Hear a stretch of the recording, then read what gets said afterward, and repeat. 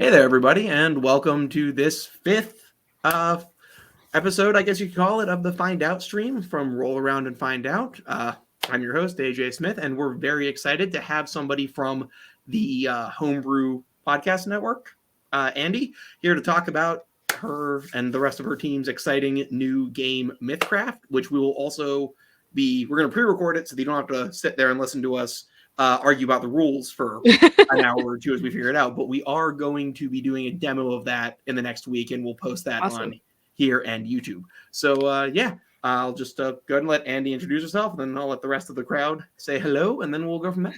Yeah, sure. Thanks for having me. My name is Andy. If anybody has engaged on any of the Homebrew's social media, you've probably talked to me at some point because I do all of that. Also, always in the Discord. So yeah, I am a voice actor on 2 actual play shows. So I am in a show called Power Word Fail, and I'm in a live actual play called World Weavers. And on top of that, I am the COO of Quasi Real Publishing, and we just put out the Kickstarter. It just launched on Wednesday for Mythcraft RPG, which is a whole new TTRPG system. So it's not a supplement of anything else. It's just something that's completely brand new. And you funded in like 3 hours, right? Yeah, the funniest part was we always planned to go live around 7:30, 8 o'clock, and then our CEO was going to start a live stream at 10. And he's just like, that's enough time for me to get prepped and like I'll be ready to go. And we were funded basically by the time he started going live. It's insane. And he had no idea. So if you walk back through the live, he's like almost in tears when somebody breaks it to him because like we were not expecting it at all. And he was very much a don't tell me, I don't want to know, don't give me updates, like I'm gonna be live streaming and be blissfully ignorant no matter how it's gonna go. So yeah, we were funded 20 minutes into that live stream. Yeah, that's amazing. And that is yeah, cool. it's been crazy. Definitely. Well, it's definitely good timing to get something new out there. People are kind of looking for something. Yeah, eyes are outward more than they have been in a while, it seems. So yeah, this project we've had planned for a while, and so but this definitely moved up our timeline. Fair. So Grant was originally going to release a 5e supplement, and then everything went to shit, and so he's just like, okay, we're gonna move up our timeline, and we're gonna do this instead, and get this going now. And here you are with getting close to triple your funding. Getting close to triple, yep. You launched on Tuesday or Wednesday? Wednesday, right? You launched on Wednesday morning. Yep. Wednesday. So you are kicking all kinds of ass. Yeah, really cool. no, but and that's I've had a chance to. I'm gonna say that's outstanding how well you've done. Like. Yeah. And I've had a chance to look through the rules. They're they're fun. That I really like. I especially like the death system, which if you want to talk a bit about that, because that's one of the things that really seems to stand out for high risk, high reward situations. So if you want to elaborate, does everybody else want to introduce themselves first? Oh, sorry. Before I get into it. Thank you. My ADD is strong tonight. Matt. Hi, Matt Leggetti, Comic Book Yeti. Who's also the sponsor of the show. I play Taylor Swiftfoot, the gnome artillerist, who definitely doesn't do anything else outside of blowing stuff up. All right, I'm going to pass it to Val. Hi. I'm Valerie. I'm Meadow Days on Twitter. I'm a writer and artist, a cosplayer. I play Essie, the Wood Elf, and yeah, it's been a fun time. Someone, Dan or I'll go. Dan. Yep. I am Dan. I play Kagramor, the librarian, a Goliath paladin.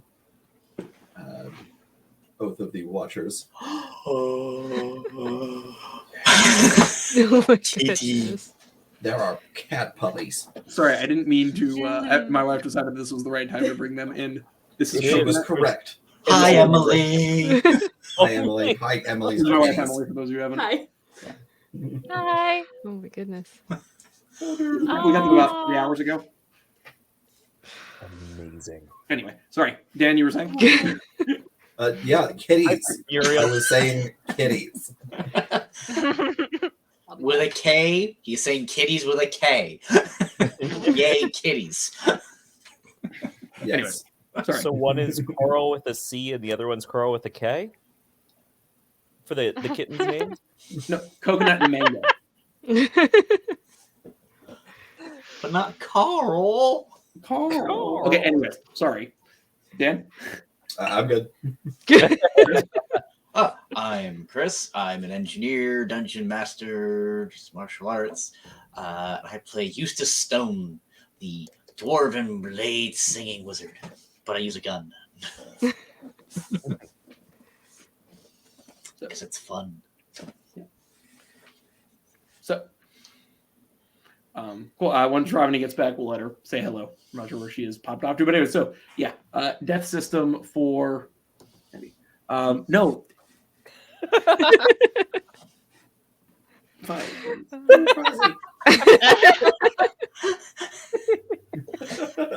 If I go bolting away, by the way, it's because I'm hearing something concerning coming from a corner, and yeah, so the death system. Death system is one of the things we really wanted to focus in on because a lot of us are longtime like D&D and Pathfinder players. We've dived into a lot of things. I've played Savage Worlds, we've played the Star Wars systems. But one thing we've disliked with a lot of our games is that when you go to 0 HP, a lot of times you're just kind of like useless. And you kind of just have to hang around until you either die or somebody helps you in some way. So yeah, in Mythcraft, instead, when you go to 0 HP, basically you're going into fight for your life mode, where you have 8 points, 9 if you're a cat folk, because we thought that was funny. 8, but 8 death points of basically time to fight until you can't fight anymore or get to safety. So at the end of every turn in combat, you get 1, and if you get hit, you get 2 more. And if you reach 8, you're dead, like dead. So it really turns it into a moment of, okay, do I have this really epic storytelling moment? I'm gonna sacrifice for my party so they can get out, or I'm gonna do some really cool move to kill this guy right before I go down. Or do you have that choice of like, hey, we're all really close to death, like if there's another couple rounds of combat, we're going to be dead, maybe we should retreat and bandage up, heal ourselves, take a moment because this isn't working out. So really on a whole, we wanted combat to be a lot more narrative, epic storytelling, rather than kind of like run in and hit the dude until you can't hit them anymore. So yeah, it's a super cool system, and it's definitely a lot more punishing if you're staying in battle, because if you get swarmed, that's it. But it leads to a lot of give and take. I'll say I was reading through the rules because I don't know if it sounds like I might be the one doing our DM for this. Yeah. Awesome. Yeah, it's gonna be fun. I got some ideas. And like I just 2 things I really liked. One is that your ability scores just have a plus or a minus. None of the subtract 10, divide by 2, round up or down. It's just like, what is your strength? What's your strength? +4. I always add 4. Well, what about the magic of Thaco? well, that's the thing, is that the ability score progression in D&D really just seems like it's the way it is because that's how it was. Exactly. And so, yeah, it's great to see an evolution of that kind of because there's no functional difference between 15 and 16 con or 15 and 14 con, except that it's a stopgap between getting the extra hit points. So I agree that it's great that you kind of, did away with that. I also like that since you're, instead of having like action move, bonus action, since you're doing it off of the, tribute point? No, what'd you call them? Just action points. Action points? Okay. Been a busy week, so I'm still learning absorbing what AJ sent me. But I like that you put in some standard actions of like, hey, everyone, you can do a disarm, you can do a grapple, you can do a this, and like here's some fun things you can do that aren't necessarily just run up and attack. Because like systems like 5e have them, but everyone forgets about doing them. They're like, oh, I just attack, and it's like, these other things, and you're like, hey, here's this, here's a cost, just you can do it, and I'm like, neat. Yeah.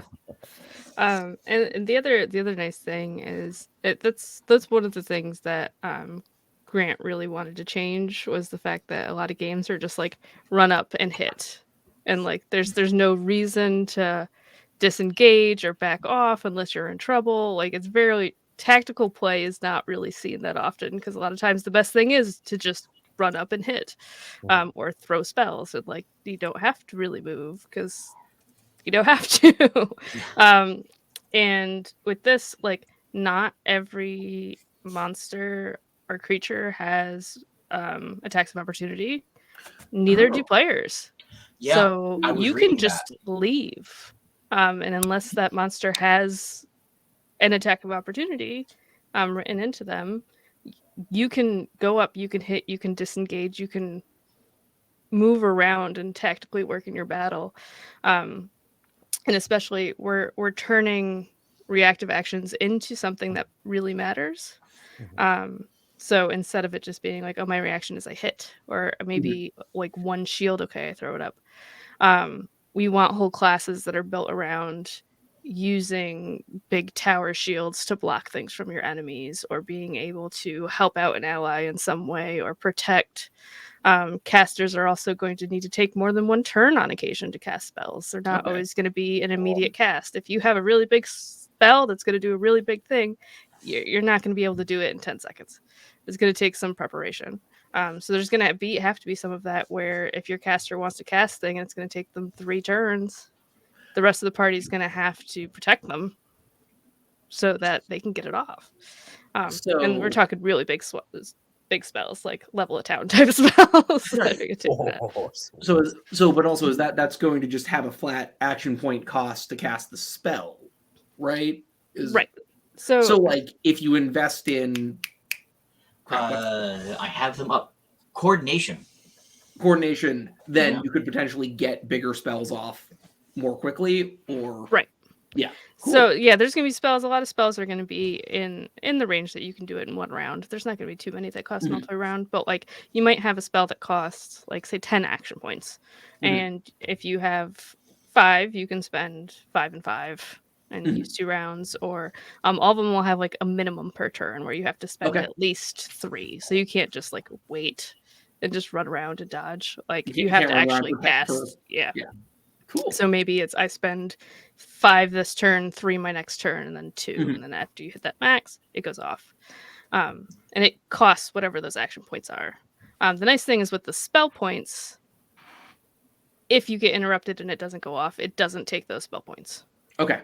So you're not completely losing your resource. You're losing your time that you were trying to cast that, but if for some reason it doesn't get off, it doesn't also deplete your spell points that you have to do other things. So we're not back to 2nd edition where if you get hit while you're casting a spell, too bad, so sad. Too bad, so sad. Yep. Yeah. Did I mention that we don't want you to actually have fun playing a spellcaster ever? It's like that's why they made 5th edition. But if your character has ADHD, they still forget what they were doing and have to start casting the spell all over again. Or if the player. Right, exactly. Very relatable. 4 rounds into it, just squirrel. Right. I know I walked into this room for a reason. Yeah, we're fighting for our lives over here. No, that wasn't it. Most of the fireball being made in his hand. Oh yeah. Just got it. I really like the some of the conditions you guys came up with. Mhm. My personal favorite being vengeful. Where just, if you don't mind me reading off just from the PDF, Go ahead. A condition you can have is vengeful. You deal +2 damage on your attacks, or +4 if you're bloodied, which is another condition, which is you're under half your current health. And I'm like, all right, how do you get vengeful? I'm just scrolling through this. I'm like, one of the spells you can make someone vengeful. I'm like, oh, that's fun. This is cool. Okay, I like this. Great flavor. Give it to me. It seems like it's definitely a bit more crunchy than 5th Ed, but it seems like it also like has fewer but weight situations of like weird specific like deviations. Yeah, Right. we crunch wise, we wanted it to land in between 5e and Pathfinder. So that's something we heard a lot is like D&D is not quite crunchy enough, but Pathfinder is like overwhelming. So we're really aiming for something that falls in between those two. But we also wanted something that anybody could pick up and start playing and get a general grasp of it pretty quickly. We didn't want okay, I need to do this, but I also need to track this. And let me go to page 67. Okay, now that says goes to page 2. Okay, now that says go. Like, we wanted it to be pretty straightforward, especially from the GM's point, or the MCs as we call them. We want it to be very intuitive to run a game, especially with multiple monsters, multiple creatures, and be able to homebrew in those. We're big supporters of homebrews. I mean, we're the homebrew network. That's all we do. We do a lot of homebrewing. So our whole idea for Mythcraft as a game is we want people to build off of it. We want people to put out their own supplements. We want people to homebrew their own creatures. So we're going to have the templates and the tools to do that. So if there's not a creature you like, you could just make one and then just follow the template of like, they should have this many things. This is how many they should be able to do for this level of difficulty. And like, here's some options. That's cool. So we kind of cool. wanted a nice mix of, if you really want to get into it and get really crunchy, you can. If you don't want to, there's going to be pre-built suggested paths, all that kind of thing, where a player could sit down and be like, I have no idea what I'm doing. Okay, this one, and like be able to take off with it pretty well. Oh, that is awesome. I love the scalability of like how crunchy you want to get it versus newcomers. Yeah. Yeah, I appreciate that as a total D&D novice in general. Just the accessibility of it. That's great. Yeah. The nice thing is our two main game writers, they have like a combined 40 years plus experience in TTRPGs.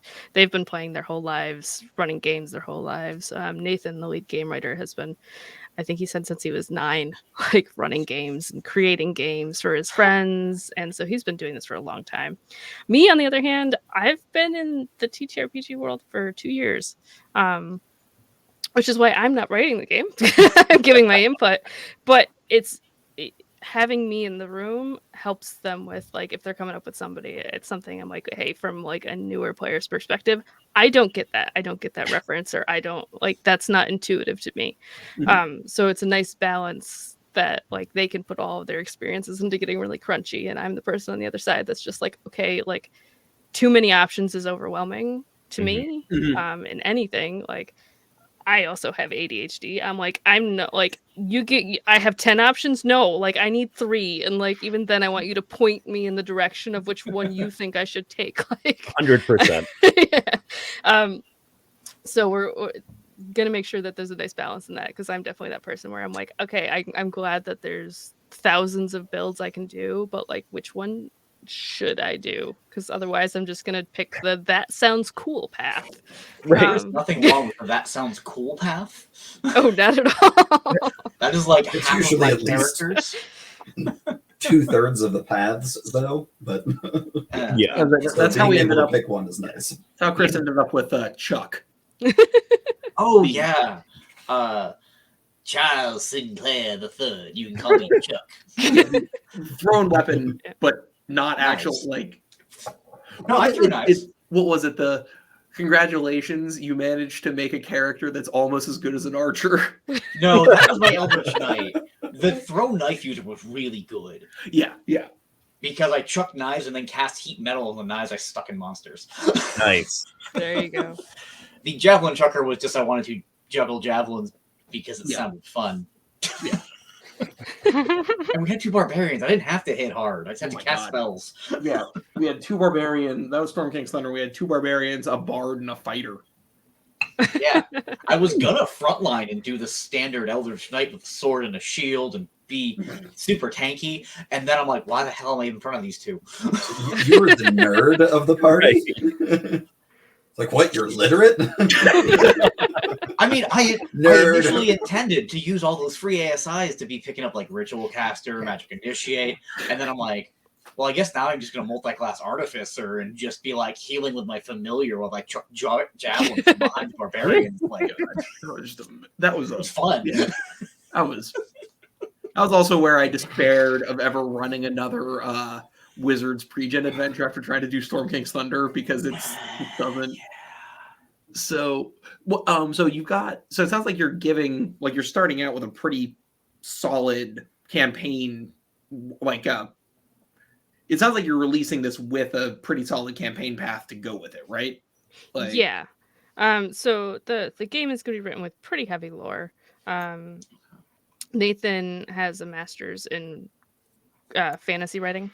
And a degree in history, so he's all about it.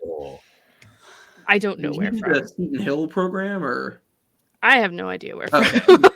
One of the only places I know of that has like a master's in like speculative. Could stuff. be. I'm sure he will correct me at some point. Yeah. I just know he graduated last year. It was a whole thing. We were so excited Cool. for it. Congrats. So he's all about the history and the lore. Like that's his favorite thing to do. So there's going to be a lot of heavy lore. He's already got an idea for basically 4 major settings. So like right now, the initial game was going to be just kind of the sword and sorcery setting, the typical D&D fantasy type thing. One of the stretch goals that was already unlocked is also the pre-magic setting. So that's going to be a world without magic. So playing in a setting where magic doesn't really exist. So there's a lot of big creatures, titans, that kind of stuff that just can't really be brought down because there's no magic to fight them or bind them. And dinosaurs. And then there's going to be 2 settings after that. One of them, which is post-apocalyptic. So it's going to kind of go from sword of sorcery into a steampunk type era and then hit an apocalypse. And then after that, sci-fi. So they've already got it all mapped out. And just depending on how many stretch goals is how much gets released with the initial game. And then you can obviously see what our roadmap is going to be for the future based off of what we don't hit. And then there's going to be an actual adventure module released as well. So if anybody wants to follow a pre-written module, there's going to be a module for them to follow that goes within the lore and really follows through some of the major points to explore around the world that's built. Cool. Yeah. It's super exciting. No, it's Awesome. yeah. I mean, it sounds like it's going to kind of be impactful, like on the It sounds like because it's taking place over over a decade, right? There's going to be actually a chance to have some impact on the world as you go, like built in, right? Yeah, and we want that to happen. So like one of the features that we added to the game is we took like the idea of backgrounds and made them something that could really impact the game. So anybody could start as like a basic landowner or something like that, or basic businessman.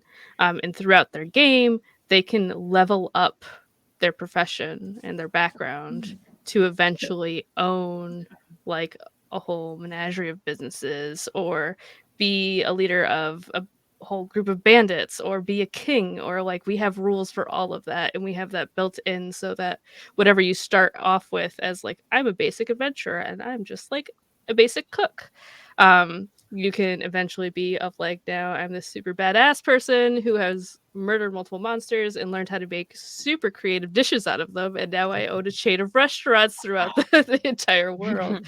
I love it. Okay. I actually, yeah.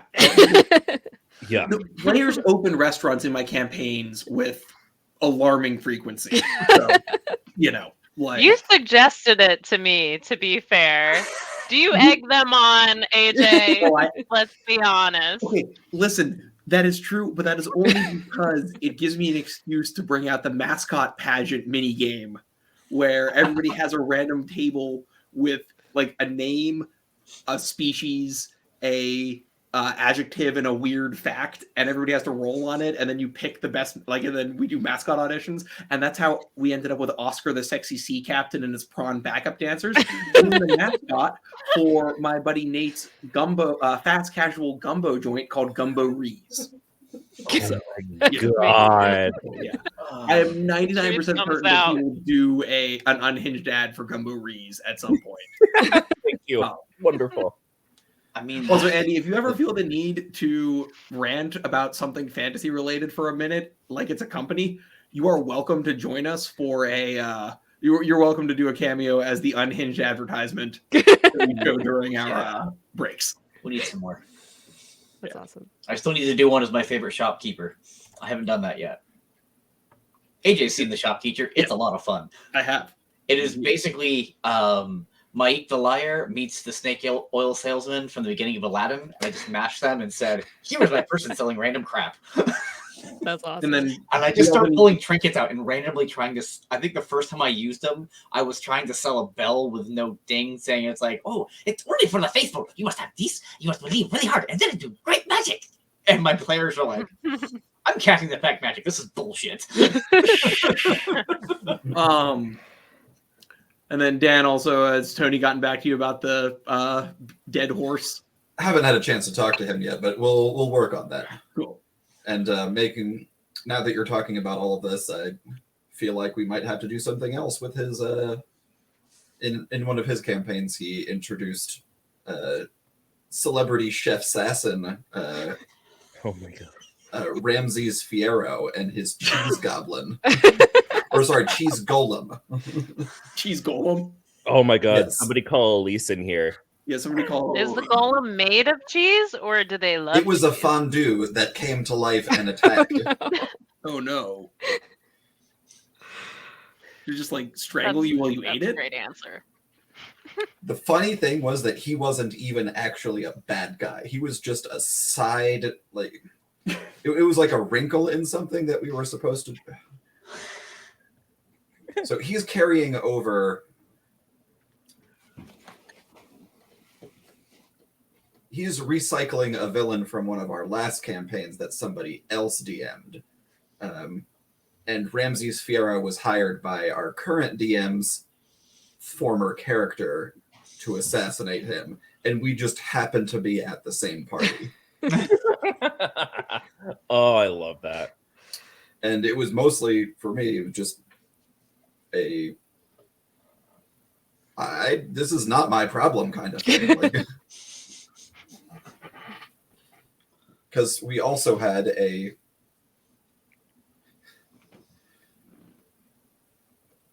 another character that was that definitely is probably going to end up being a bad guy was the character of just an asshole player from another campaign tied in. So we've got a whole cinematic universe going on. But I mean, it's always fun to pull in a character from a previous campaign. I've done it a couple of times as the DM, and it was one of them a was horrible specifically experience requested. because this player killed a campaign in 2 sessions. Like, actively went out of his way. Like, Why? he sort of decided, I guess, that well, I don't know. I guess he really wanted to play something that was going to be like a Call of Cthulhu, like super edgy, dark thing. And when, not that our DM wasn't very clear about this being a basic, Forgotten Realms D&D level 1 adventuring company type campaign. Yeah. So, like, from the very get-go, this guy just was not playing ball. And like the second our party was like on the trail of the kobolds who stole the thing, like he was like, well, I'm not going in that hole. I'm going to go do my own thing and find out. So Yep. the DM had to dedicate time to that. And basically his idea was like, I'm going to try to contact the Eldritch gods to find out where this item was, despite the fact that there were very clear tracks for us to follow. And then, you know, he threw a fit. He doesn't call back.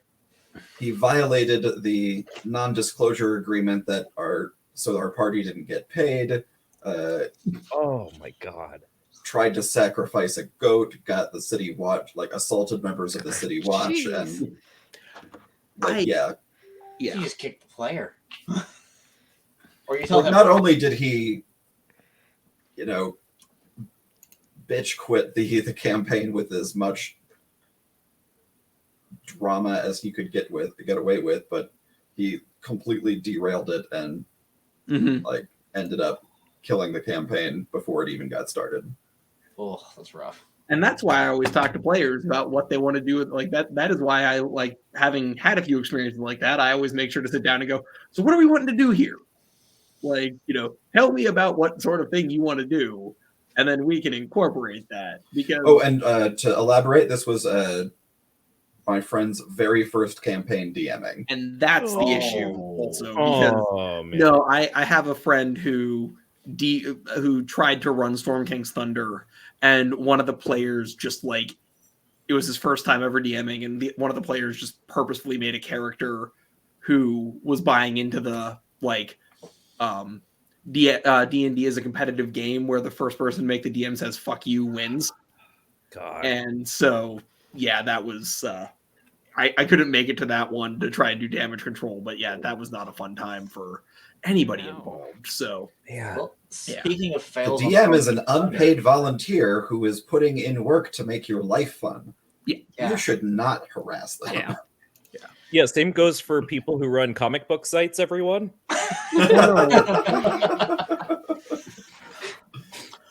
But yeah, no. So obviously, not you, Matt Ligeti, but the Matt that AJ and I know is in a home from like when we play with Intera. He's in like a home game where they're playing Storm King's Thunder, and they have a brand new DM. And apparently, they skipped the entire first town because they went to follow the tracks and just jumped right to the Cave of Goblins. I mean, And it's just like they're at level 1 still. okay. And the guy has no idea what to do, and he's like, "We almost died like 4 times." I'm like, I mean, I don't know what to tell you. but it's also no. There's It's also the not fact well that town is never mentioned again. Doesn't matter in the slightest. Like, has no bearing on anything that happened in the game later. It like, yeah, that was anyways. Mythcraft. Yeah, Mythcraft. Let's get back to it. So, I mean, Now I'm really curious about your weapons as a sword nerd who, among other sword nerds, always goes into an RPG system and just picks apart their weapons with nitty grittiness. Now I have to be like, ooh, how do you treat? Yeah. Please don't tell me you call a falchion a two-handed sword. No, we actually have a falchion. I think one of the demo characters actually has one. Does he? I think so. I can't remember. The word is so familiar to me in like the last week that I feel like it has to be, because I don't know where else I would have heard that this last week. I wasn't seeing it. Maybe not. It might be something There's we're a adding. sickle. So It's the class double falchion wielder. I see it right here.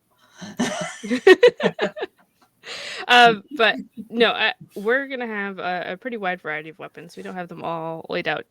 But like I said, Nathan does have a degree in history, and he's really big into the weapon and armor and all that stuff. So everything that will be accurate. I could tell you that because it's one of his favorite things.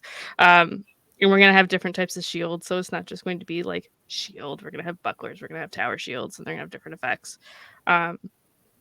All the weapons will be classified in different ways. And then some of them will just have a plain cost. Like it just costs 1 action point to use this. Like a dagger. A dagger is always going to cost 1 action point. But for some of the bigger weapons, we want it to make sense.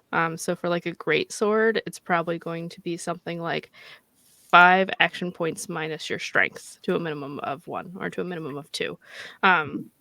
So that anybody who's really strong can use it, and it's just the same cost as most other weapons.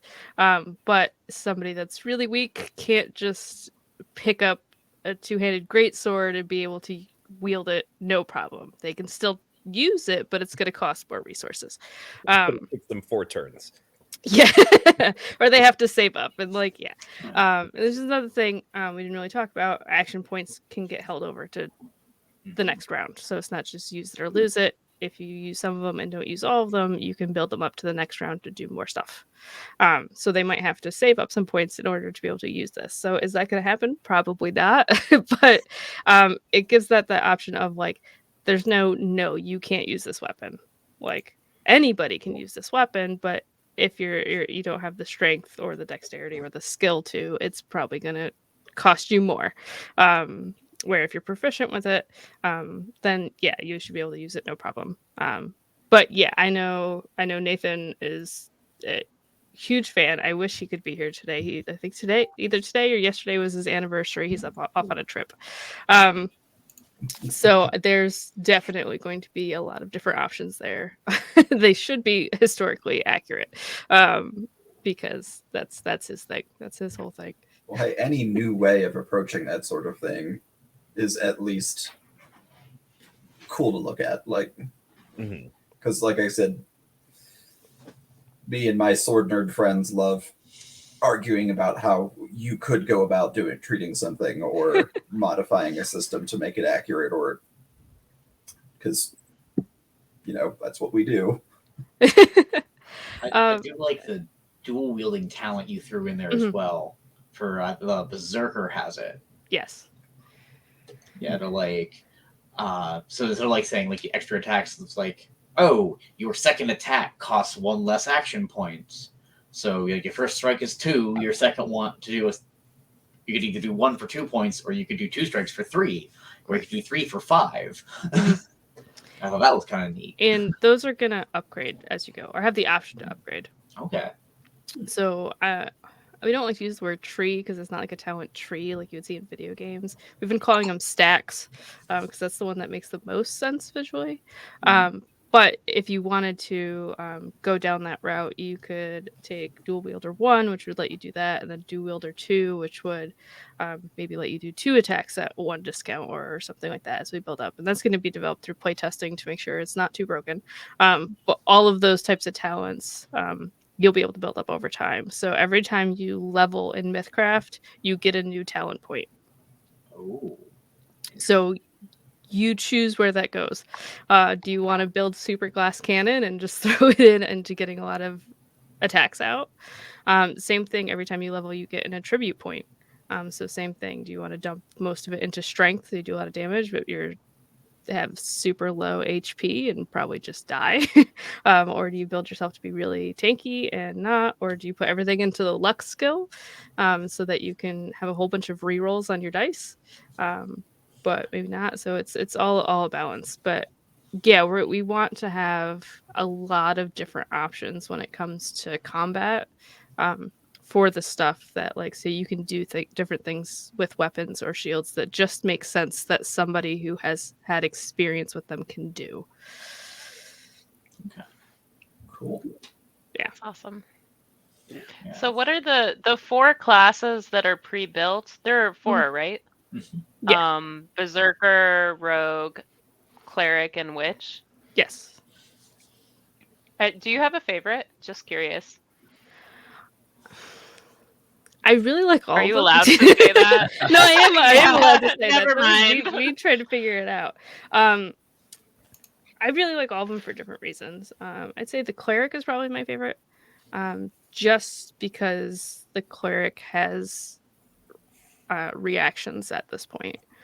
So the Cleric can hold back their ability points to either reactively add armor rating to one of their allies, or reactively heal one of their allies, reactively pull them off the ground if they go prone. So I like that. That's something I've always missed in some other games, is being able to reactively do things for my allies, and I don't like having to wait and be like, oh, they're on the ground. All right, see you in a while. Hope you don't die between now and then.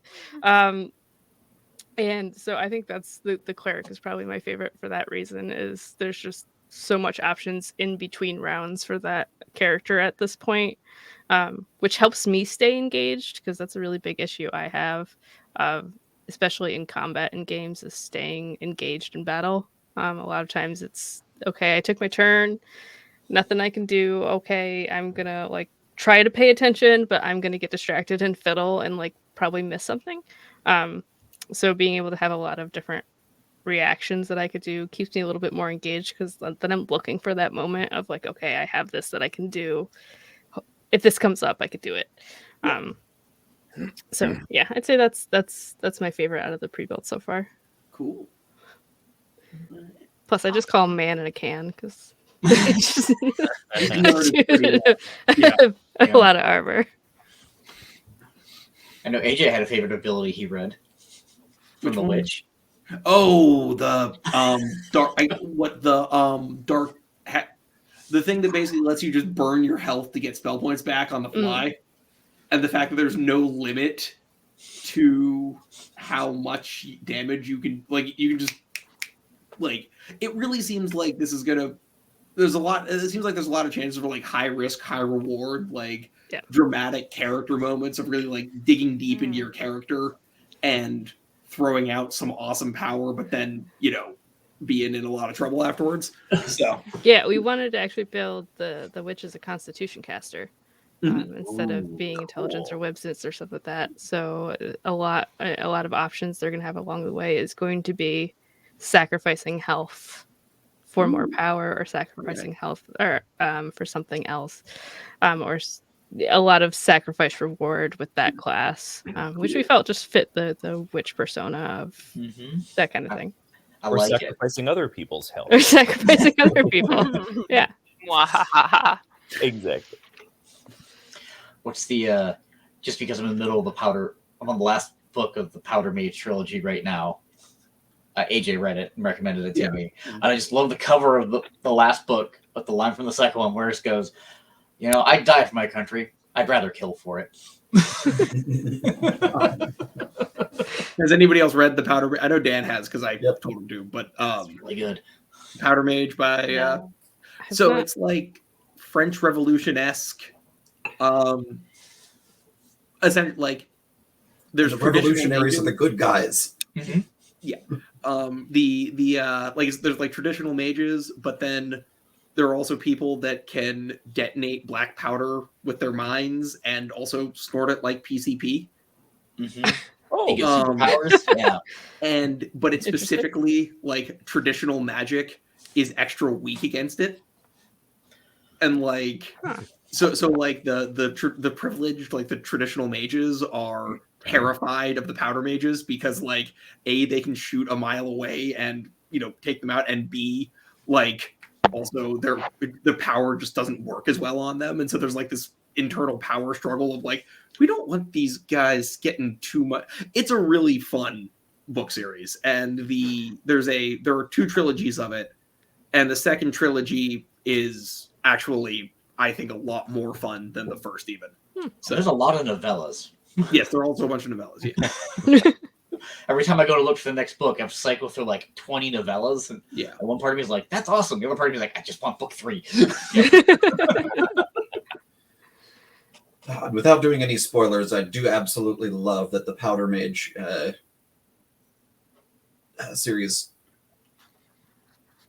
accepts the correct answer with, how do you kill a mage who can, you know, fireball an entire field worth of soldiers, you know, with the flick of their wrist in their sleep. Or that rooftop way over there 3 blocks away where he can't see you. Now this powder, do they have like a dealer for the powder? And it's just gunpowder. That's the thing. It's just gunpowder. Like, they're that weird person who can drink like 1 Red Bull and then go 6 days. Oh, jeez. that kind of thing. But you know, with the associated drawbacks when it wears off. Yeah. 500-hour energy. Definitely a fun series. I think the author should have read some more Napoleonic history beforehand, but you know, you take what you get. No, I'm watching the new season of Shadow and Bone right now, and the woman's last name ends with an ov, and I'm like, no, it should be Ova. Come on, if we're gonna take from Russian history and culture. I've heard rough things about season 2.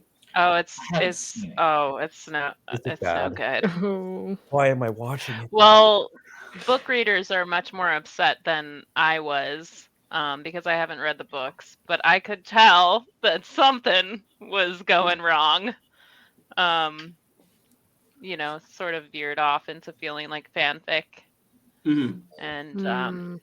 and they explore the I think Shushan is the name of the Asian inspired country in the books, and Mm-hmm. they explored that, and that's mostly off screen in the books, and so there's a lot of qualms that people have with how that was represented, and yeah. If Jordan was here, I would compare it to The Witcher season 2 and rant about that for a moment, but she is not, so you are safe. I mean, She might be joining us, but I think she says she's a little socialized out right now. yeah. A little I, overwhelmed. Yeah, she's busy. I have strong feelings about them killing what's his name? Eskel and Lambert. Yeah. Mm-hmm. Lambert's Oh, alive, in The but Witcher, Eskel. yeah. Yeah. In The Which Witcher. I'm not sure. And I don't remember they if changed Eskel his survived or not, character. but- Oh yeah. They changed his character drastically.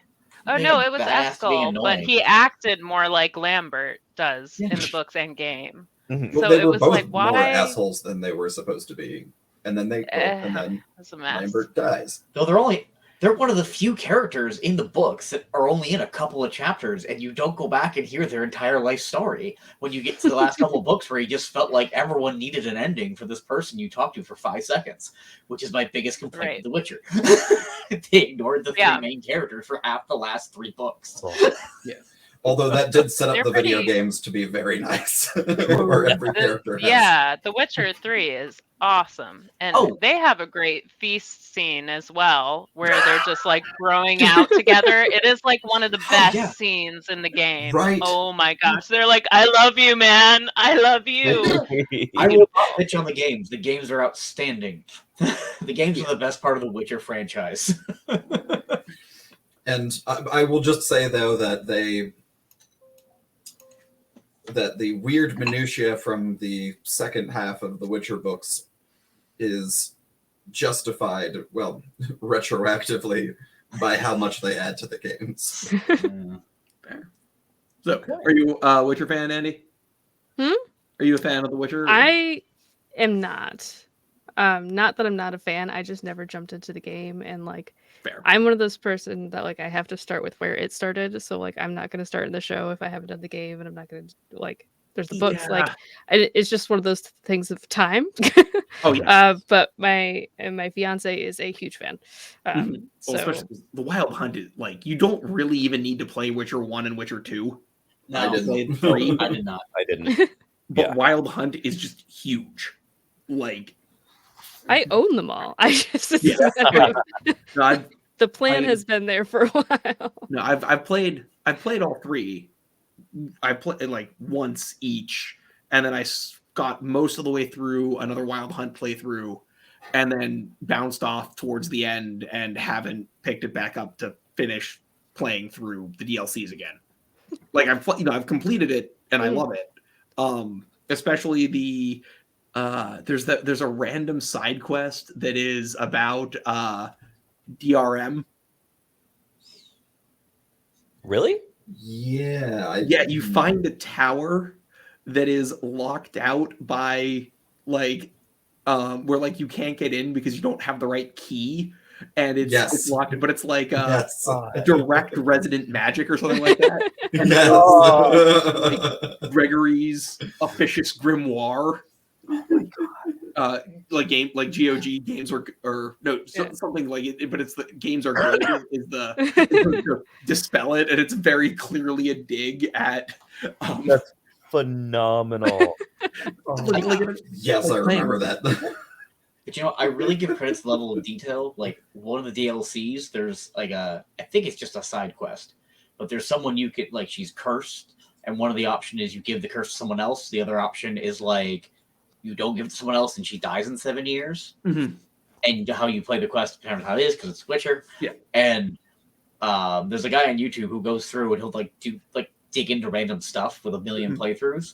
And he sat there and he found where she ends up going as like an NPC that you can just see it walking around. Then he went from there 7 years from when he did that in the game, and she's just found dead on the floor. Mm-hmm. And that's Blood that and is- Wine Wow. DLC That's just in Tucson. like Yeah. But then also in Tucson, there's the curse with the spoons. Yes. oh yeah. No spoon will satisfy you. so they're just compelled to steal spoons. Oh my god.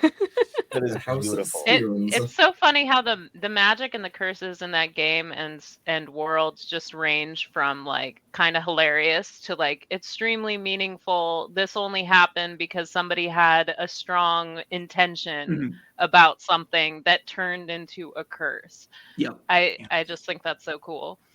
But then he's also like in the early on books when I was like really getting into it, and it's like there's the one book where like the guy's tavern's gonna get destroyed, and it's like, and the one like side character's like, oh my god, you worried? It's like, no, I insured this.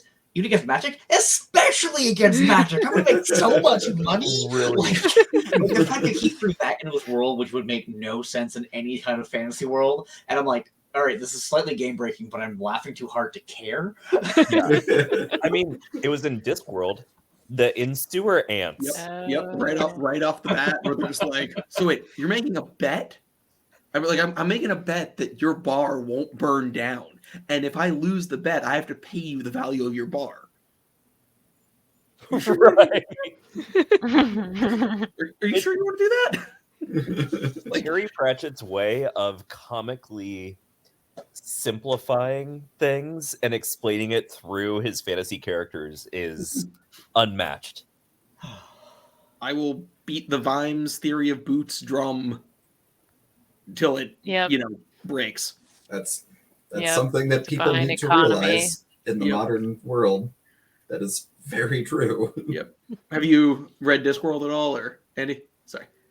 A little bit. Okay, sorry. I really kind of like going off on tangents that you're. Yeah. Sorry. No, it's stuff I'm all familiar with tangentially.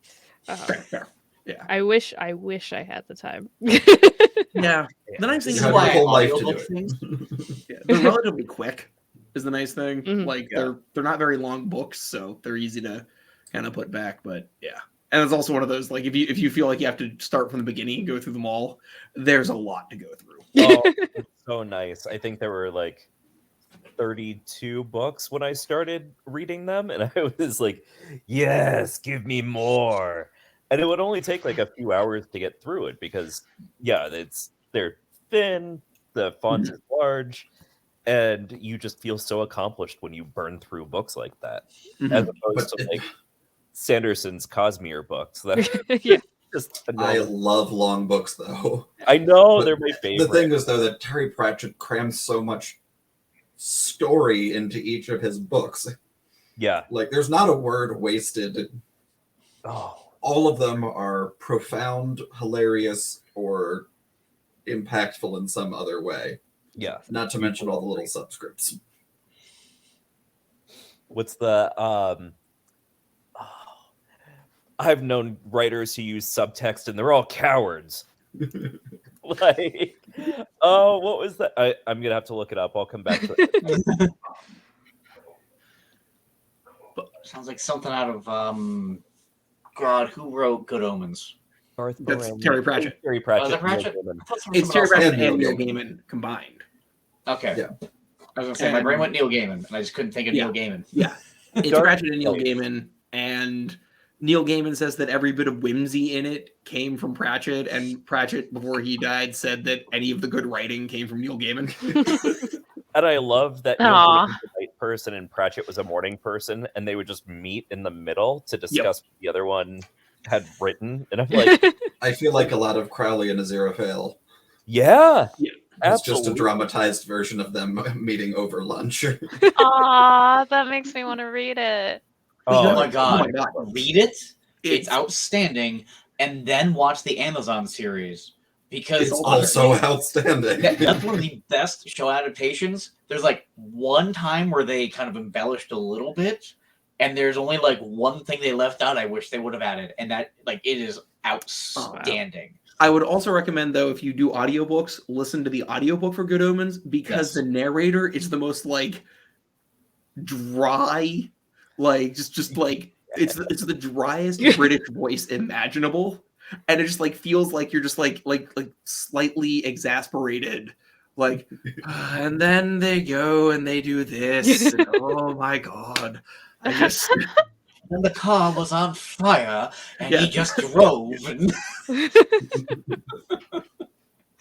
Yeah, no, I audiobooked it because I audiobooked most of my stuff because I don't have time for anything else. So I do it on like car rides or when I'm like mowing doing the a lawn there. not a menial task, but something where I don't want to hear everyone else talking in the office. I just throw in an audiobook and I just go to town on my work. And Mhm. I do. The other one audiobook I'd recommend is the American Gods one, because they have so like it's fully voice acted, but Neil Gaiman reads all of the interludes for the Coming to America, and that man has a voice like hot chocolate. Yeah, he does. Like that man's voice just makes me want to like curl up and get cuddled. Yeah, yeah. It's amazing. That's high praise. So American Gods is fun because have you read the spin-off sequel, The Norse, Anansi Boys? no, I haven't. So it's Anansi's sons, and they're both very different, and Yeah, it goes from like the heavy American Gods to like a lighthearted British rom-com. And I always like, I don't want to say I love it when it's like, I think it's fascinating when you have the first book or the first trilogy and of like something very heavy, and then the next is a lot lighter, like the Wax and Wayne trilogy from Sanderson Yeah. Born. yep. It's like, I've only done the first trilogy. I haven't done anything else on it yet. oh, There's the next trilogy is like a steampunk, like West buddy Trilogy now. steampunk buddy cop. yes, Okay. With one of the most amusing characters that Brandon Yeah. Sanderson has ever written. yeah. Although his new book Tress was a lot of fun, and it's narrated by Wit. Is it one of the ones from the Kickstarter? Yeah, Okay, really good. I held back. Oh man, I had to. As soon as I heard that we were getting more Cosmere books, I was like, "Yes, take my money." But it was just for digital because everything else was crazy expensive. Yeah, the that video he did Oh god. where he's just like he's sitting there Smug. like, I have a confession to make. I've been lying to you this whole time. Pulls out the manuscript, drops it on the table. Like, I told you I was going to write a book. I didn't. I wrote 4 books. Like keeps stacking up. And the What's your excuse? One of the authors. Yeah, Brandon I was- Sanderson, like masterpieces in my sleep. Yeah. I wasn't like 100% a fan of like how he announced that. Yeah. Because he was like, it's been a hard time for everyone except for me. Because I wrote all these books. He was like, I was thinking about cutting time. back on my con time anyways, and so this is what happens when I don't have to go to conventions and talk to you people. And poor Patrick Rothfuss is over there like, shut up. Just shut up. Yeah. I'm going to hide even further in my blanket fort of not writing. Rothfuss and Martin are just like planning on murdering Brandon. And George R. R. Sanderson. Martin's just counting his fucking money. Oh, Yeah. So is Pat What Rothfuss. book? Yeah, totally. I'm working on it. The whole time I'm just sitting there like, if I actually had time, I might write something. No, Pat Rothfuss is absolutely also counting his money because there's the TV show with Lin-Manuel Miranda doing the music for Name of the Wind coming. Oh, Canceled it. what? Yeah, apparently they I canceled did it. not know Yeah. that. Oh, Oh. I mean, I think What? the option. That was a roller coaster. No, I know. just What got kind of really excited and then disappointed within like 5 seconds. we just God, broke down. I had a Sorry. nickel for every time I That- heard that. That needs to be a reel right there. The roller coaster to the nickel joke. Just like that needs to be a snip out of this discussion. Why was it canceled? I can't remember. Screw I you. read something about it, and I don't know if the option ran out because they took too long to make it, or if they couldn't agree on, like maybe Pat Rothfuss was like, no, do it like this. It has to be like that. I'm not doing this justice. Everyone go Google Dang. Sir, you cannot even agree on how to end your own story. this. Yeah. Before we go too much further, Andy, anything else you want to bring up about Mythcraft? Like Oh, yeah. any other points you want to hit on before we go off the rails away from? I mean, I've already forgotten most of what we talked about. But Start I over again.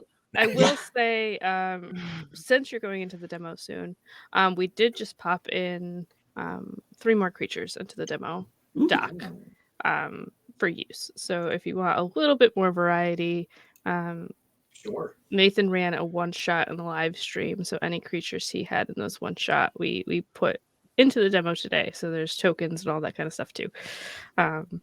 So first to hear about it here because I haven't told anybody else yet. But, You got the exclusive, Yay. folks. that's there for everybody to use. Yeah. Lichen a wilting warden. And for anybody who has supported us out there, thank you. Still just so crazy to me. Because what we were discussing, I don't know if we want to say if we've confirmed when we were going to do this. Like we have a rough time we thought about. Well, we're also not doing it live though. Oh, we're Right. not doing it live. I thought we were going to just pre-record it so that way we could do a little bit of Yeah, 'cause we're editing figuring it and all cut as out we the go. longer gaps in as we figure out how the rules work and everything. Oh, Oh, I was holding the rule book upside down. Damn it. I read better that way. Okay. And I know AJ has my Discord, so if anything does come up where you're really not sure about a rule, Mhm. I'm pretty good about getting back. I've had lots of people be like, "Hey, is this or this?" That's been Most of my whole D and D experience, I have been a DM, so I just kind of roll with it and then ask That's the questions best way to do later. it. Yeah. That's because the best it's way to not do it. worth like I don't say I rules lawyer when I'm a player, but it might be like, hey, can't I do this? No, you can't. What about this rule? Okay, I'll let it go. Or no, I won't. Okay, you're the DM, and I move on because I don't want to hold up a game. Yeah. But Yeah. it like just I was like, bring up the point. Oh, don't care. Okay, Yeah, and that's I as think, far as the discussion should go to keep gameplay going, in my opinion. But and I think we have written multiple times of like MC's discretion for that Well, exact reason because what it does should be MC stand for? I was trying to find Mythcrafter. Mythcrafter. I wondered. AJ's only sent me the one PDF so far, so I'm still like, okay, are there other sheets I need to be looking at yet? Yeah, so there's a link for anybody that wants to look at it on the Kickstarter page. Down at the bottom, there's a link to the drive with the demo Oh. document, Oh, all of the character perfect. sheets, all of the tokens and art and stuff like that. Well, that makes Um, the whole how do I get it over to Chris much more easy. Yeah. Yes. So that's there for everyone for access. Mythcraft is ultimately going to be free. That's one of our big things. So the Kickstarter is just for physical products, or if you want to support the project. If you don't have the funds or you just want to wait, once it's out for everyone, it's going to be completely free and accessible at all times, all material. So there's nothing going to be behind a paywall because we don't think somebody should have to spend hundreds of dollars to get all of the books and materials to run a game. So that's kind of the last thing is, yeah, it will eventually be free if you want to help us play test and get early access. That's what the Kickstarter is for, or the cool books and stuff and dice. And Oh, there's if dice. Yeah. there's dice, yep, there's dice. There's a DM screen. The There's Dice Goblin three sign books. lit up. So there's the rule book, the creature compendium, and the MC guide. And in stretch goals, there's going to be spin down dice if we get there. There's going to be AP trackers. There's going to be plushies at various points. There's a lot of cool stuff. I Um, saw the plushie for the totally not a boulet. Wink, wink. totally not. What's a spin down dice? So that's essentially a D20, but the numbers are ordered differently, so that Okay. you can just spin it down to count down. So a lot of people use them as a way to track things. So it Okay. just easily spins 20 to 19, basically, so you could spin it around. Yeah. They're typically slightly bigger, but it's essentially a D20. Just the numbers are different in different places. Okay. Cool.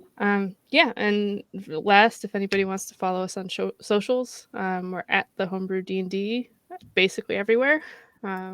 If you reach out, it's like I said, you're probably going to be talking to me 90% of the time. And we also have a Discord where we have a whole Mythcraft chat there. So if you want to pop in and ask any questions, me and all of the developers and the full team are going to be right in that chat. So, Cool. yeah, thank you. Yeah. That's it. Yeah, I just wanted to make sure that anything else you wanted to make sure got out there here before we fully derailed into book talking and other general shenanigans that Before the swords get pulled out, because that happens most of these discussions. Yeah. Guess what I got this weekend? Wait, what did you get? I'll show you in a minute. Yay! I will show you I'm gonna run my and fill my baby. water. Don't whip out whatever it is you're showing us until I get back. Okay, I'm gonna go get a drink too then. All right, I guess we'll pause for a minute. We'll be I back. was gonna go to the Intermission? bathroom, so Well, I guess we will. I'm gonna hit the ad break button on Twitch. All right. yeah, just for a minute or two. Let's We'll be back, Say folks. goodbye for now to a tiny pup. Okay, He is a hot dog. bye.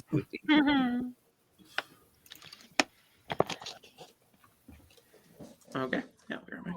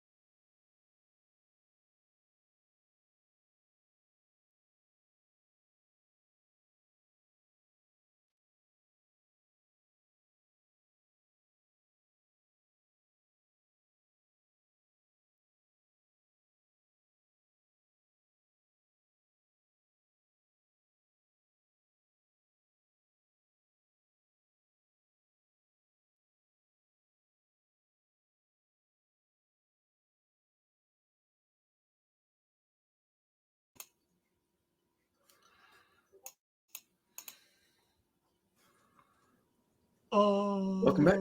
Also, I just had a chance to show off our friend, our friend Potato, who's one of our followers and fans of the live stream, made us a BRB.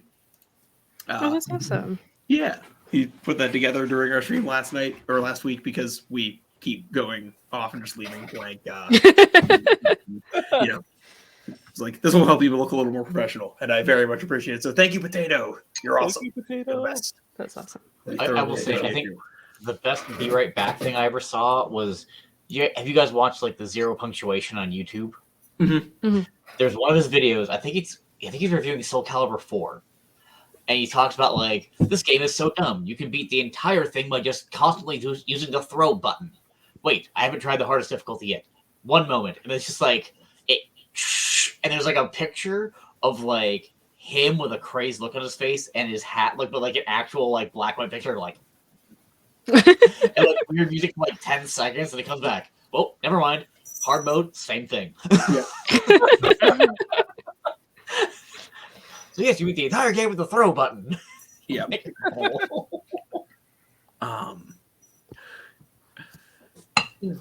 So, anyways, we were talking about books before we pivoted back to Mythcraft real quick to make sure we got that taken care of, and we were talking about Sanderson and Rothfuss and Martin, and possibly Martin and Rothfuss coming to murder Sanderson because he makes them look bad. Yeah. And cool swords. Yes. So I also realized something bringing all of that and Shadow and Bone in. The guy with the cane in Shadow and Bone, the actor. Yeah, Casper. I was imagining That's the him character, yeah. aged up a little bit as Glocta from the Blade Itself books, like that kind of haunted face, broody but attractive, like, and maybe it was just the cane and like the black coat or whatever. But is the cane just an accessory, or is he a cane fighter? I think The latter. Yeah, I think it's Definitely fights with the cane. season. I'm trying to remember because somebody said like cane fighting is obviously one of the things that we do, and it's one thing that I actually started with. And somebody mentioned a show in which there was cane fighting, and it was actually not bad. It's kind of It's rare. not this show. But yeah, I think it was more of like a historical. Mm-hmm. All right, so Dan, what do you have? Okay, so yeah, I went down to the Baltimore Antique Arms Show this weekend and came back with another sword. I know. This is my not so shiny new Italian 1873 model cavalry saber. It's actually designed to the specifications of the guy who wrote the saber fencing system that one of my groups practices primarily. So it's got all kinds of nifty late period features like this cool single piece wooden grip, which just actually doesn't hurt a bare hand to hold. Huh. But what about a human hand?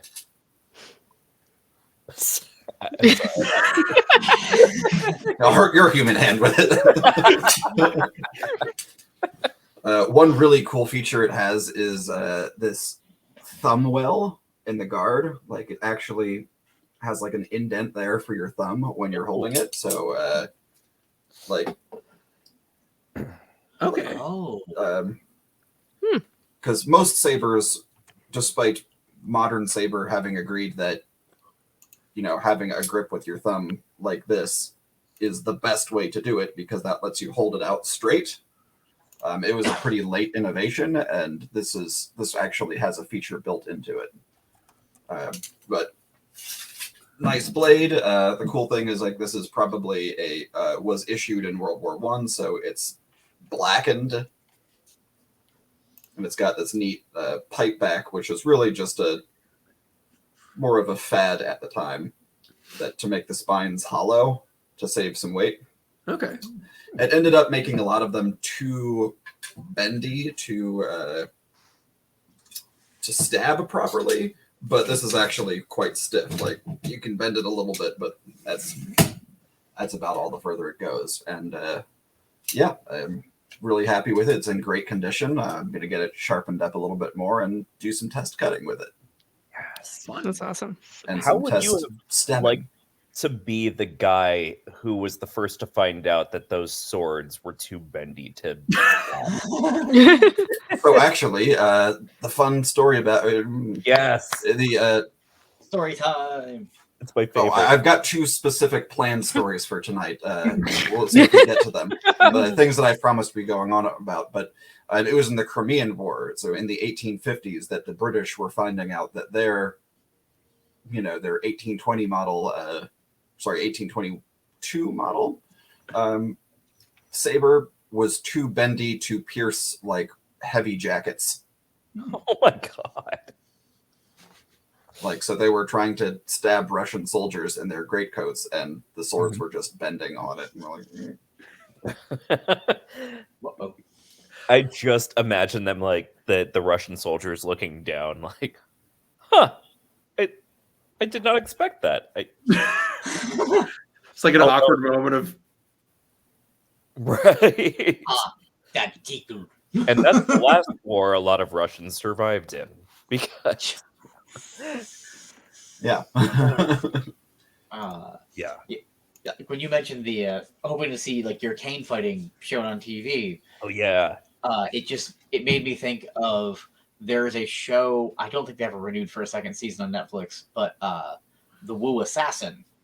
The main actor in that is Indonesian, and he is I don't know if he's a master, but he is very, very high level in Silat, which is the art I study.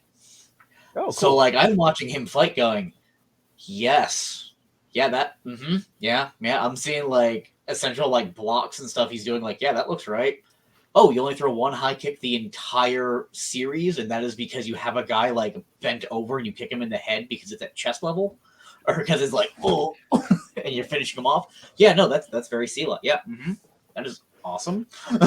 I was told by one of the guys in the class when I saw that they're like, oh yeah, he's in 2 movies. I think is it Raid and Raid 2? Something like that. Where basically he's just like a cop and gets stuck in a, like, they're going to do like a raid on a big like corporate building, and when he gets up top they found it's a trap and he has to fight his entire way down. Amazing Film. And I haven't watched it yet, but I watched the trailer of like the first one, and it's a scene where he's just like fighting a guy and he takes his head just boop boop boop the entire way down a wall. Like, okay, this is going to be a fun show that my wife will not want to watch. Got it. He wants plot. I want to watch a guy get his ass kicked. Got it. There's also the Protector with Tony Jaa. I was thinking about that too. Which has apparently the story is there's a scene where he fights his way up through a restaurant and just like, breaking people's bones and everything. And the story I heard is that they told him to go until he messed up the choreography. They were going to do it in it's all one take. It's like a single shot the whole way up, and they're just like, it's this like spiral mall building, and he made it like 14 floors without missing like one. Oh, that's incredible. Those movies are so good. Oh, like those poor extras, but yes, those poor extras. And then also somebody throws a baby elephant. As you do. The bad guys, the bad guys, literally 3 of them pick up a baby elephant and throw it. What? No wonder they're the bad guys. This is called the Protector. It's all about protecting an elephant. It's all about protecting elephants. Not very well, Okay. apparently. That's literally the bad guys are bad. Tony Jaa punches his way through people while screaming, "Where is my elephant?" Oh my god! Isn't there a brief cameo with Jackie Chan too? Is it that one?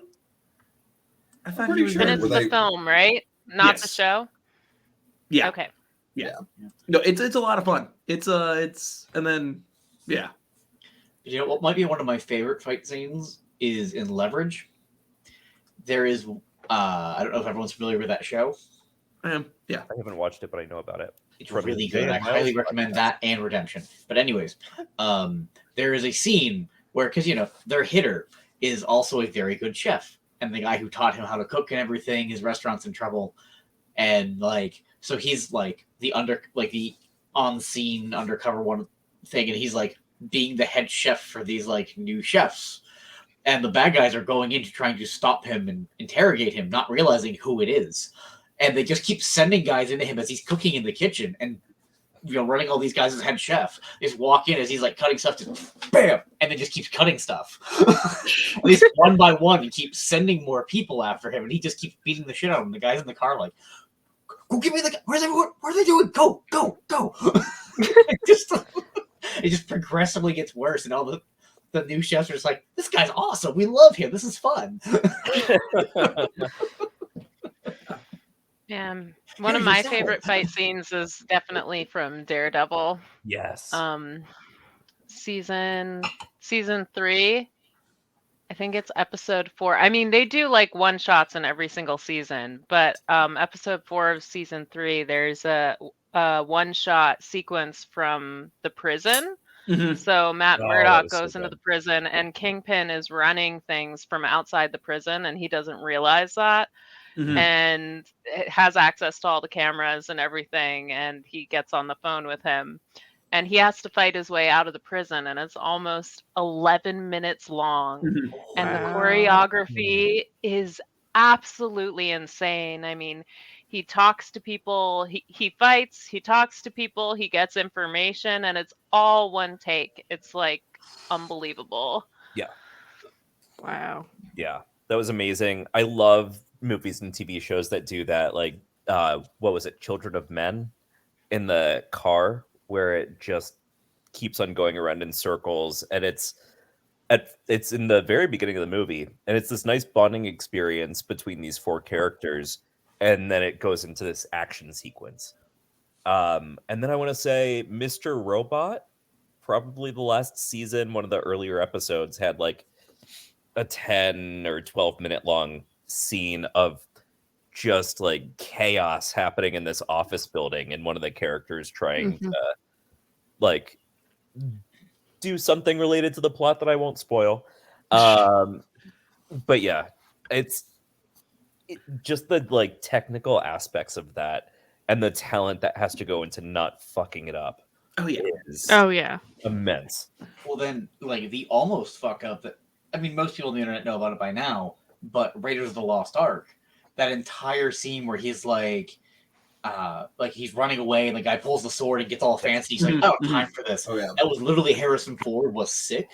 Yeah. Yep. I've heard different things he might have had, but he just sick and goes, "I don't have time for this fight scene we were supposed to do," because all the explosions were timed and stuff, and he had to get through it in a certain amount of time, and they had one shot to take it. So he just pulls the gun out and does shoots the guy to keep going so he can keep time. It's the entire reason that Wow. it's one of the I best did scenes in not the movie. actually know that. That's Yeah. amazing. Yeah, I never knew that. I've heard Yeah. everything from dysentery to various other things he might have had, but he was sick. He wasn't going as fast as he was supposed to be able to go when they practiced it and rehearsed it. Yeah. And it's like, I can't stop. I need to keep going, or this shoot is done and we're out X amount of lots of money. Yeah. The most common one I've heard, the like fabled one, is that he had dysentery and needed to like also get through the scene very quickly because his Because dysentery reasons. yeah. Hashtag because dysentery. Yeah. Yeah, it's Oregon Trail. we've all been there. Right. Expanding your vocabulary since you were a child. Yeah. Might have picked up something very much like it at pirate camp one year. Oh, pirate camp. Where is pirate camp? Yars on the sea. It's for it's one of my fencing group's particular thing. Cad's camp is what we call it. Okay. Cad's is the group, but it's a pirate themed weekend full of fencing and other heavy drinking and nonsense related activities. Like Very piratey. we can do it anywhere, but recently it's been held at our professor's brother-in-law's farm up in Massachusetts. But yeah, like the group get split into pirate crews, and everyone gets a role, and you're often competing against the other crews and events for doubloons. And at the very end, like, everybody has to bring at least one cool, nifty thing to add to the stack of prizes, and at the end we auction off the prizes for our doubloons. But like, a lot of the times that you can, you're like drawing stuff from the box of fortune. Like, it could be, a lot of the times it's like either wheel or woe or something ridiculous. Like, I was the ship's cook, and like I drew one, and it was like, kiss the cook, and everybody had to kiss me. Or another one, some guy was like, "Uh-oh, you got poisoned." The professor put like a little thing down, and it was the farm's homemade hot sauce. It was like, "That's the poison. You have to drink that." Oh, Here's the antidote. Like, and put in a bottle of the farm's cream. It's like, it costs 10 doubloons. Well, Of course, the guy was just like, "Sure." What's that? Didn't you and Tom go to Musketeer camp once? Yes, we did. What? That was more of like a reenactor thing. Yeah. It was at why can't I remember the name of it? It's the fort near Philadelphia. But yeah, it was just, like a English Civil War era, pike and shot era reenactment group, and other people coming out to. But they did like things like teach you how to fire a matchlock musket, and they had a cannon. I have a friend that does something very similar. Him and his friends get together and do a whole pirate themed camp weekend thing. And one of the last times, it's been a while because of the pandemic, but one of the last times they did it, they all dressed up and went to like a local fort and broke into where all the cannons were, and we're just like having a good time. And the mayor happened to be there that day. So they ended up being in the newspaper the next day. Oh my gosh. Pictures in their full garb and everything like that, because the mayor thought it was so hilarious that they were all dressed as pirates and broke into a fort to play with the cannons.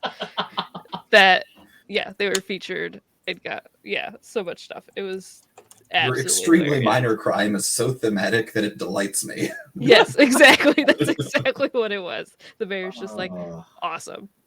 I like. Yeah. A few years back, my wife and I, was pre-COVID, one of our favorite vacations went to Savannah. There is a fort just outside of Savannah, and we went to the fort because it was there, something to do. It was fun, but I loved hearing the history about it because it was like Civil Wars where the actual battle took place. But they built it pre-Civil War before the cannons got rifled and got a lot better range. So where they built it on the river, you could not from land attack this fort. So it was a really good position. But when the Civil War came around, the cannons could shoot a little bit farther. So at night, they pulled the cannons up and they started bombarding the fort. And it was like, oh crap, they can reach us. This battle lasted, I think it might have been like 24 hours.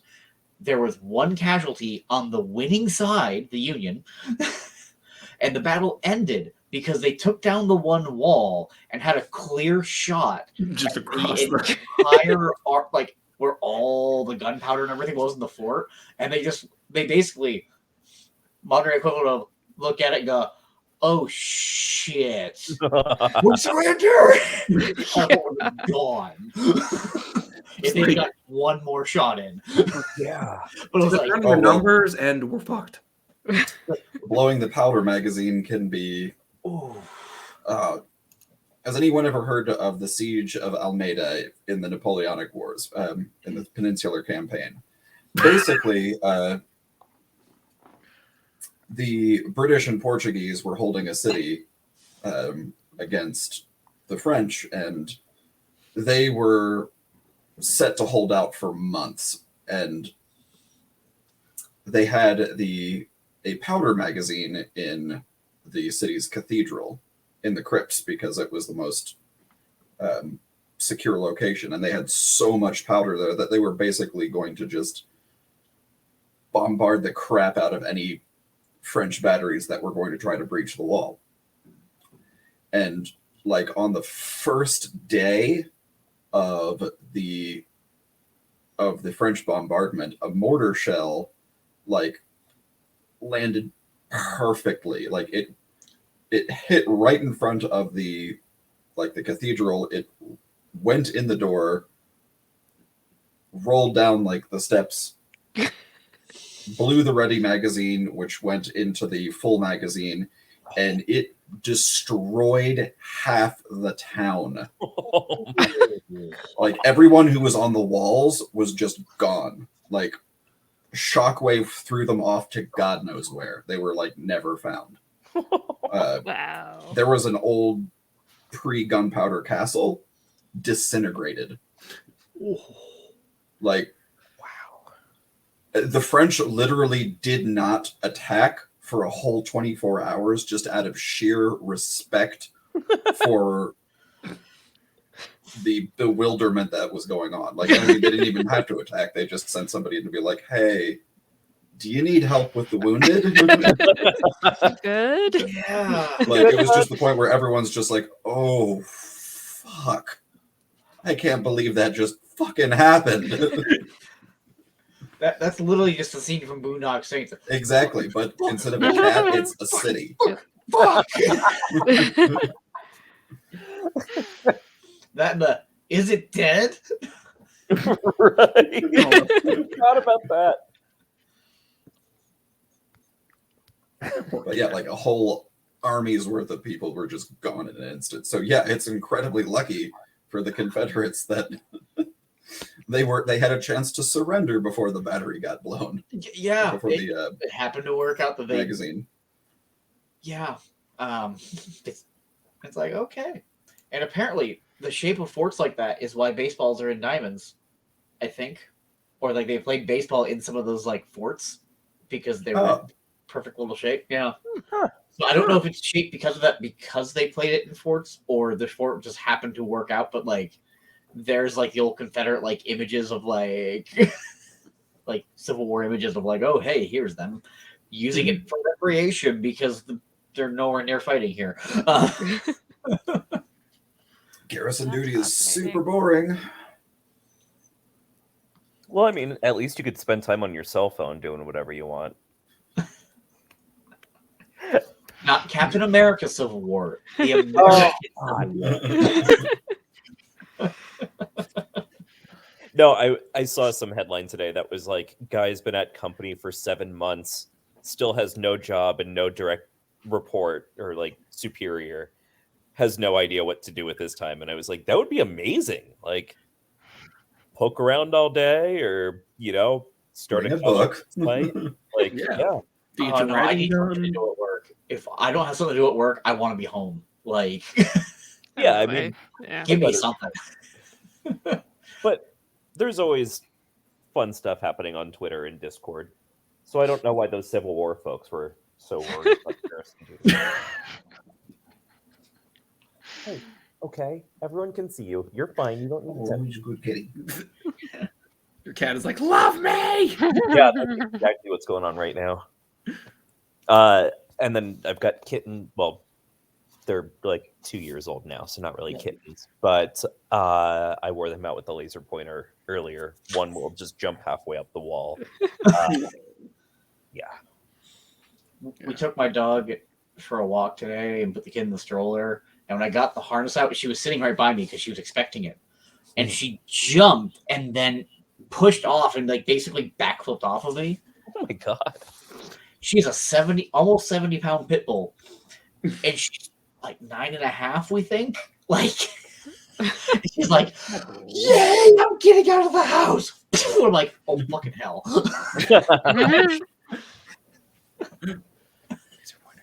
So I'm convinced that most cats are in fact capable of flying. They're just too lazy. Okay, that probably check out. Yeah. There was one Christmas where my dad is asleep in the recliner, and I see my cat, and it's about to jump onto the armrest of the recliner because that's what it always did. and she like curled back into that pre-pound stance, and I just slammed my hand down on the table, and the cat overshot. And my dad wakes up as the cat's body goes over his face. It goes into the Christmas tree. It stays there, spread eagle, for just half of a second. And you see like the branches, hold that cat weight. And then she bolts out of the tree, and all these ornaments go flying. And, these ornaments we've had for years just broken. And no one in the family is crying. We're all just like in tears laughing that happened. Our dog would eat the Christmas lights. But we stopped like putting him low enough for him to get to. But he would just like we just hear like a crunching sound followed by like a little squeak. We're like, what the fuck is going on? And finally we finally figure it out because we noticed that like there are lights out. And literally he just could be like, oh, what's this spicy thing here? Oh, I don't like that. But then he's kind of a dumb dog. A few hours later, what's that happy spicy treat there? Maybe this will taste good. I had a couple of labs in high school, and they were brother and sister littermates, and like the female was like heavier set and kind of lazy. The male was like hyper athletic, and like they'd start roughhousing, and he'd get like that low like butt up position, and she was just standing there, and he went to go for her legs. She just jumped and landed on him. Just like, and she just waited nonchalant. As soon as he goes for legs, she just jumps. I'm fat. Normally it's my cat chasing my dog, but anytime Chip goes to attack her, like she times it perfectly. Like he'll rush at her and she just with contemptuous ease hops over him. Now you all saw him earlier. He is the size of a burrito, so it's not hard. But like she's not even like visibly paying attention, and he'll be like bolting at her, and she goes. My puppy's just learning how to play with my cat, and my cat's had many dogs around, so he's great with cats. He knows how to handle them. And my puppy, he's not small. I call him a giraffe. He's not heavy. He's super skinny. He's only like maybe 50 pounds, but he's a tall boy. And his most recent thing now is he'll go to play with the cat, and like the cat will just take one look at him, and then he'll play bow, but he'll stay in that position and just slowly back himself up, but while going woo woo woo woo. It's just like I'm like, I need to just get a video of this and have like the backup alarm on a truck, because he's just like he just bows all the way down and then just stays there as he slowly backs away from the cat to run away, because he knows the cat will win 100%. Our cats Aww. hated the dog. And he wanted to be their friend so bad, and so he would go and take like his rope chew and stick. They would hide under the bed when he went upstairs, and he would stick half of his rope chew under the bed, and then hold onto the other end of it, like and play bow and wag his tail, like, "Come on, let's play tug. Let's do tug of war." Yeah, oh my God, guys, come on! Oh, you want to play hit me in the face? Oh, okay. You like that game a lot. I don't like that game, but if that's what you want to play, we can play hit me in the face. He'd like come down like her claw covers just embedded in his nose. When I lived with my ex, she had an older cat and a golden retriever, and then we brought home a kitten. And the golden retriever, of course, being a golden floppy derp, as they are, with a second heart where her brain should be, is just so full of love and fun. And, like, the kitten was, of course, like, oh, hello, giant, big, galumpha dog, or whatever you are. Hello. And the dog was just like, oh, I'm so excited I have a new kitty, but, oh, kitties are dangerous. But, oh, I love you, and you're new, and I love you so much, and you're my new friend, and but, oh, kitties are sharp. And you could see it like running through her head as she got like super excited and went up to the cat and like, oh wait, cat. But oh, they're your new friend. My neighbors have 2 dogs, and before we moved in, the previous owner of our house had a dog, and the game was like, because we both had fenced-in yards, they'd run to the fence, and then they just be like run up the fence, bark back and forth, barking at each other. It's a great game, burns the energy of the dog. It's fun to watch. My son gets a great entertainment out of it. And like my dog, when we first got her, after about a year or 2 of living there, she was like a little leery of it, but then eventually started doing it. But now she kind of only half cares about the game, so she might do like there's days she'll do like 10 laps.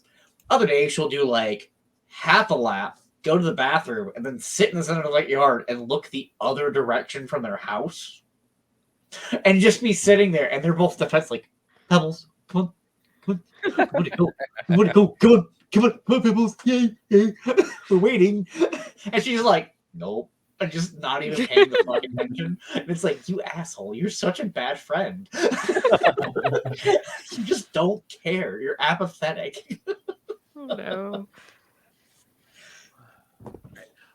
Folks, I don't want to disrupt the flow of the conversation, but I do need to pop off for the night. I've got an early morning tomorrow, and a sick toddler. So thanks for hanging out. And Andy, again, thank you so much. Yeah, thank you for having me. I'm probably going to of course. pop out too, because I have to teach tomorrow. So I'm probably gonna hop out too. Thank you, and you're welcome back. Can we just call it here then?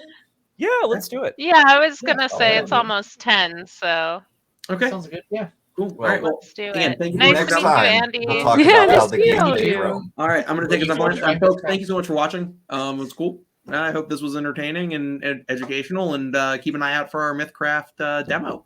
All right, taking us offline. Thank you. Love you. Bye. Bye.